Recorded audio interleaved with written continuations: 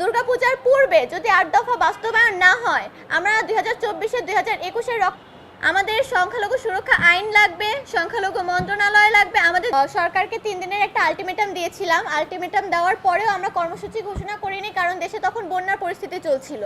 কিন্তু ভাইয়া, অত্যন্ত দুঃখের বিষয়, এই বন্যার ক্রিটিক্যাল মোমেন্টেও নোয়াখালীর বেশ কিছু হিন্দু এলাকায় ত্রাণ পৌঁছায়নি।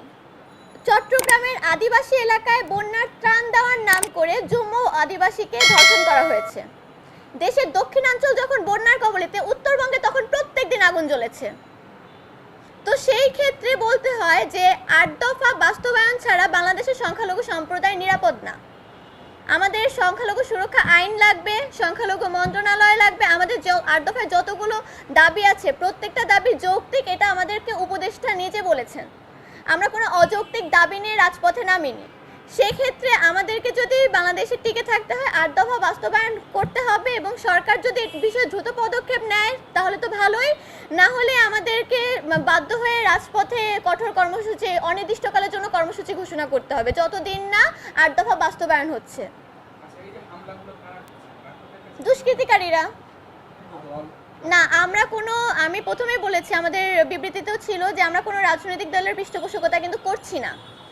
আমরা প্রত্যেকে বিশ্বাস করি যারা দুষ্কৃতিকারী তাদের কোনো ধর্ম হয় না। কারণ গত সপ্তাহে দিনাজপুরে যখন একটা পরিবারে হামলা হয়, তারা একটা মুসলিম পরিবারে আশ্রয় নেয়, এবং অত্যন্ত নেক্কারজনক ঘটনা, যেটা মুসলিম পরিবারের বাড়িতেও আগুন লাগিয়ে দেওয়া হয়। তাহলে সেই ক্ষেত্রে কিন্তু বলা যাচ্ছে যে দুষ্কৃতিকারীদের সত্যিই কোনো ধর্ম হয় না। হিন্দু পরিবার, আমাদের পরবর্তী কর্মসূচি আমরা চাইছি যে আলোচনার মাধ্যমে না, আমরা পরবর্তী কর্মসূচি খুব শীঘ্রই ঘোষণা করতে চাচ্ছি। কারণ সামনে আমাদের দুর্গাপূজার পূর্বে যদি ৮ দফা বাস্তবায়ন না হয়, আমরা 2024 2021 রক্তাক্ত স্মারক পুনরায় ফিরে পেতে পারি, এরকম একটা শঙ্কা আমাদের প্রত্যেকটা সনাতনী সম্প্রদায়ের মধ্যে আছে বা সংখ্যালঘু সম্প্রদায়ের মধ্যে আছে। হিন্দু, বৌদ্ধ, খ্রিস্টান, আদিবাসী সংখ্যালঘু সম্প্রদায় হিসেবে আমরা নিজেদেরকে দাবি করছি, কারণ আমরা বাংলাদেশের নাগরিক, এটা আমরা কথায় না কাজে বিশ্বাস করতে চাই।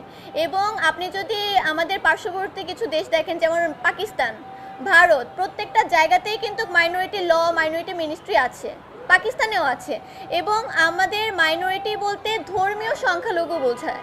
আমি আরেকবার বলছি, যারা একটি দেশের ভৌগোলিক অবস্থানে সংখ্যায় যে ধর্মীয় জাতিগোষ্ঠীটা সংখ্যায় কম, তাদেরকে আমরা সংখ্যালঘু হিসেবে বিবেচিত করতে পারি। এবং এই সংখ্যালঘু জাতিগোষ্ঠীর নিরাপত্তার জন্য সংখ্যালঘু সুরক্ষা আইন এবং তাদের অধিকার বাস্তবায়নের জন্য বা তাদের কী কী প্রয়োজন, এই বাস্তবায়নের জন্য সংখ্যালঘু মন্ত্রণালয়টা খুব বেশি গুরুত্ব পায়। এক্ষেত্রে ভাইয়া, এই প্রশ্নের উত্তর তো সরকার করতে পারবে। আমাদের কাছে এক্ষেত্রে আমাকে বলতে হয় যে আমি এখানে সম্পূর্ণভাবে বলবো যে আমরা নিজেরাও কর্মসূচি বেশ কিছুদিন ঘোষণা করিনি বন্যার কারণে, বন্যার পরিস্থিতির জন্য। এবং এরপরে বন্যার যখন পরিস্থিতি কিছুটা স্বাভাবিক হয়ে আসছে, তখন কিন্তু আমরা উত্তরবঙ্গে, যেহেতু আমরা মাঠ পর্যায়ে ভিজিটে গেছিলাম, আমাদের কাছে একটা তালিকা আছে, আমরা তালিকার একটা অংশ উপদেষ্টা নাহিদ ইসলাম ভাইয়াকে পাঠাইছিলাম। এবং পাঠানোর পর ভাইয়াকে বলেছেন, ভাই এটা একটা আংশিক তালিকা, আপনাদের দৃশ্যমান পদক্ষেপ গ্রহণের উপর নির্ভর করে আমরা পুরো তালিকা পাঠাবো। কিন্তু অত্যন্ত দুঃখের বিষয়, তারা এখন পর্যন্ত কোনো কার্যকরী পদক্ষেপ গ্রহণ করেন। এখন কেন করেনি, এই প্রশ্নের উত্তর তো ওনারাই দিতে পারবেন।